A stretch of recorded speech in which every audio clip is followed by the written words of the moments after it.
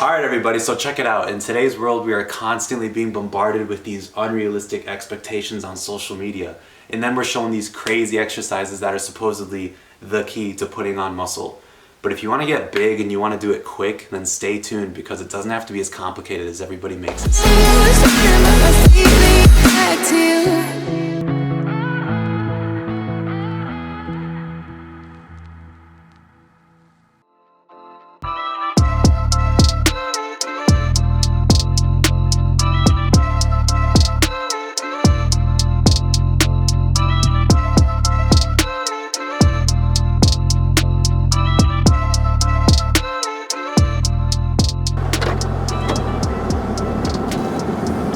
Starting off my day with a little Vitamin Shoppe run, picked up this creatine, glutamine, beta-alanine concoction. I don't know, ever since I started taking this supplement, it's just kind of made my workouts way, way better. So usually when I take my creatine, I'll take it inside this product. Since this has, I think, yeah, it still has 5 grams in here.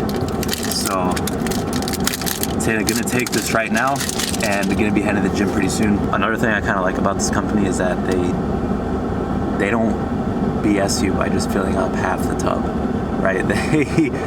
They actually like put a decent amount in here of product. There's a little bit of empty space, but it's like definitely a lot better than some other brands. So shake it up, shake it up, shake it up. Alright, so I just downed that creatine, and this brings me to point number 1 of this video, and that is going to be find your why. And I'm not talking about like, oh, like what's my why, like what's my purpose in life, like I'm not talking about that, right? I'm saying keep it simple. Keep it really, really simple, okay? Why do I want to get big? Why do I want to lift weights, alright? For me, it was 2 things. I couldn't live my life without constant shoulder pain, constant back pain, constant pain of some sort, right? So that was like the main reason. The second reason was I just wanted more attention from girls, truthfully, and I feel like that's something that's like pretty relatable, right? So the point here is that there is nothing wrong if you're, for example, if you're saying, oh, I want to get more girls or I want to get more guys, and that's my motivation to start in the gym. That is amazing. That is going to keep you consistent for those crucial 2 to 3 months, okay? But what I'm saying here is that eventually, when you build up that consistency in that first 1 to 3 months, lifting and getting strong and getting big, it becomes something that you were doing for external gratification that you're now doing for yourself. And once you've made that mental shift, at that point, lifting becomes a part of your lifestyle, right? Because if lifting doesn't mean anything to you, then you're not gonna make it a part of your lifestyle. Because at the end of the day, consistency is everything. The more consistent you can stay in the long term, the more progress you're gonna see. And if you're watching this, like I'm assuming that you don't just wanna be big and strong or maintain that physique and maintain that strength. You don't just wanna do that for 3 to 4 months, right? You wanna maintain that year after year after year. But consistency is where people always struggle. So if you can find your why, if you can figure out what lifting means to you, then at that point, it becomes a part of your lifestyle, and then it's just like, you go no matter what, right? It doesn't matter if you're doing it for girls, it doesn't matter if you're doing it to look good for other people, because it's a part of you, and it's a part of who you are as a person. And at that point, it's just like, you go to the gym no matter what, and you're gonna see progress, and things are just gonna skyrocket. So, tip number 1, super important one.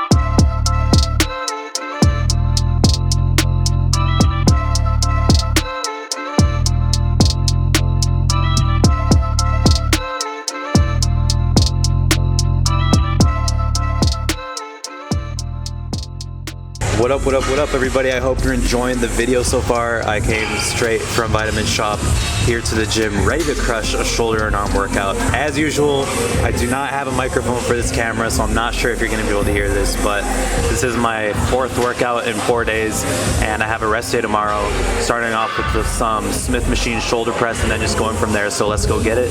Let's go crush this workout.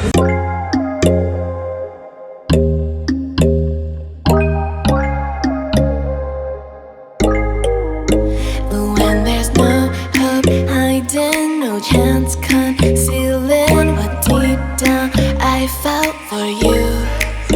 Oh, I regret for losing the one who loved me, for who I can't go back to.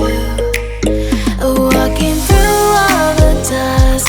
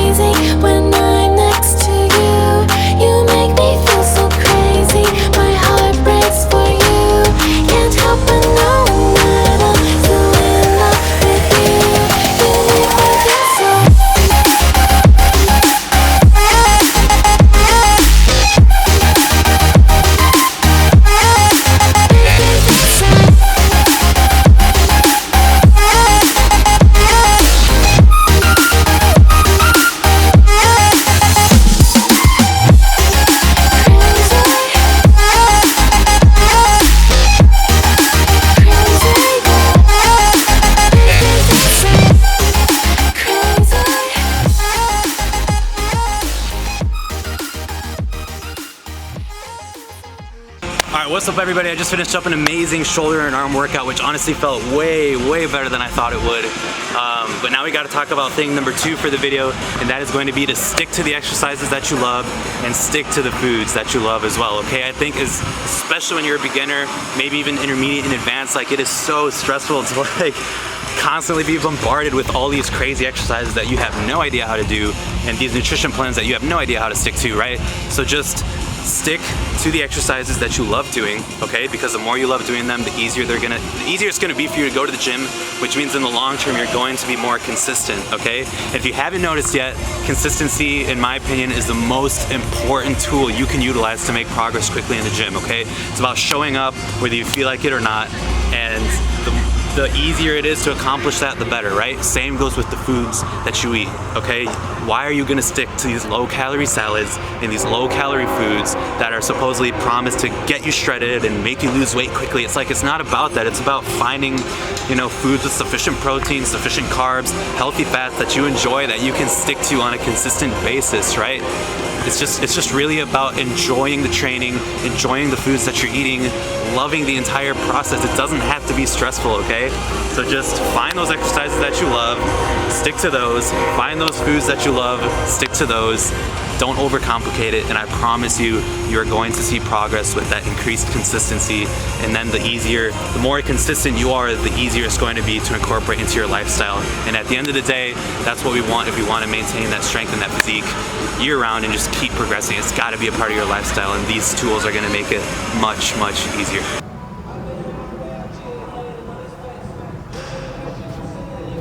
Tire number 2, baby. Tire number 2. Let's see if I got it.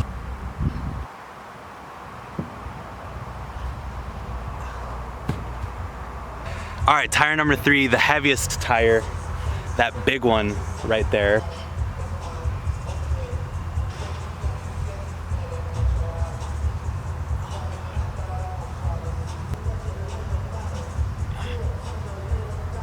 So that tire is actually really heavy. That tire is deceptively heavy. Expect me to be able to lift that tire sometime soon. As far as right now, I think I'm going to head home, eat some dinner, and then we'll get to tip number 3. Also, I just want to point out, I thought that guy that was doing tire flips behind me, I thought he was using another one of those tires, the big one that I couldn't flip. Turns out he was actually using this thinner one, which makes me feel a little bit better because, I mean, that tire actually felt extremely heavy. I mean, this is like a full-on tractor tire right here. So maybe next time we'll work up to this tire and then eventually work up to that tractor tire. Just gotta get up my deadlift, gotta get up, bring up my back, and it's gonna be mine one day. All right, so I want you to think of a hypothetical situation, okay? On this hand, we have Kevin. And Kevin is that guy. He's that guy that loads up the leg press with every single plate that he can find, right? Kevin is very driven by his ego. Kevin is looking to impress everybody around him by the way he lifts. But if you look at the way Kevin lifts, yeah, he can load up every single plate on the leg press, but he's not even moving through his full range of motion. He's cutting every rep short, right? And then on the other end of the spectrum, we have Susan, okay? And Susan is texting in between sets, right? For 3 to 4 minutes, she's texting. She's using weights that are way too light. She's not pushing herself, okay?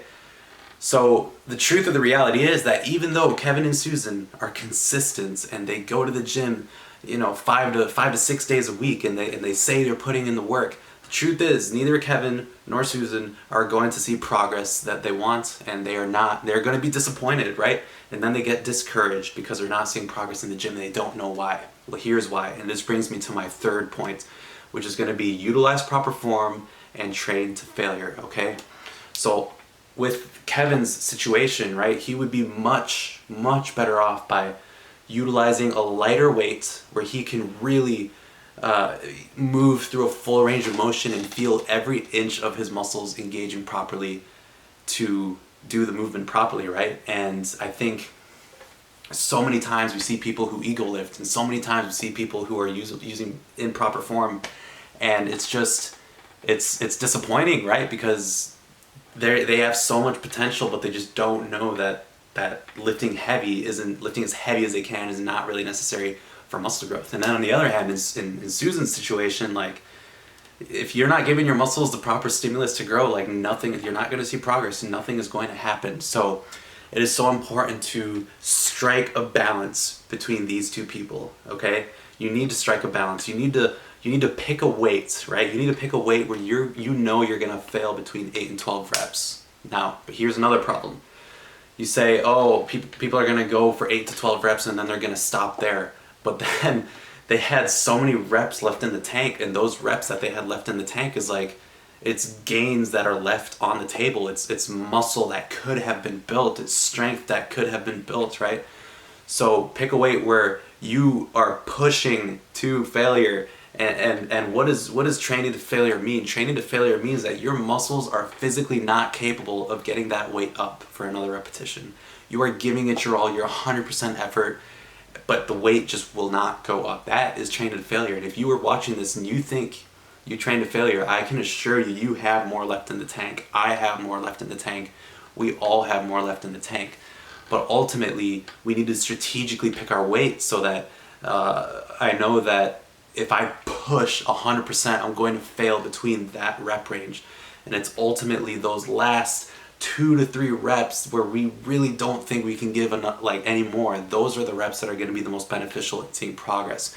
And if I can pinpoint one specific thing for how I was able to put on muscle pretty quickly in a relatively short time frame, it would be because I pushed myself to that limit, workout after workout after workout, week after week, year after year, constantly pushing to that limit of failure, right? And I feel like so many people nowadays, they're afraid of training to failure. It's this thing where it's like, it's just this weird thing of people, I don't know. True failure is hard to achieve, and you will never know what that feels like until you put yourself in that situation. And it is uncomfortable. It is very uncomfortable. It is not a pleasant feeling, okay? But it is those sets that are going to spark the most muscle growth and give you the most bang for your buck, right? Another thing I want to mention is if you are a beginner, it is not as important to train to failure as it is to use proper form on everything, okay? Because as a beginner, pretty much anything you do is going to put on muscle, and even better if you're using proper form. So I think make sure you're training hard, okay? Train hard, and make sure you're always moving through a full range of motion. That's just, it's simple. It's oftentimes overly complicated, but it doesn't have to be, okay? The more that you push yourself to that limit, the more your envelope of what you're capable of in the gym and like how mentally strong you are to like really push through those tough sets, that is going to expand the more that you're able to access that zone in the gym, okay? So train hard, train to failure, utilize proper range of motion, and I promise you, you are going to see progress, okay? Nobody in the gym cares how much weight you lift. Unless you're a competitive powerlifter, nobody in the gym cares, okay? It's really a very personal journey, and it is something that is meant to be enjoyed, something that is meant to push you mentally, something that is meant to push you physically, and it is a beautiful journey. It is a beautiful journey if you allow it to be one. Alright everybody, that is going to conclude today's video. I hope you enjoyed the tips. I hope you can apply some of this into your own personal fitness journey. If you enjoyed the video, make sure you hit that like button, hit that subscribe button, let me know what you think, and I will see y'all in the next one. But if I lay down and I play dead and I stay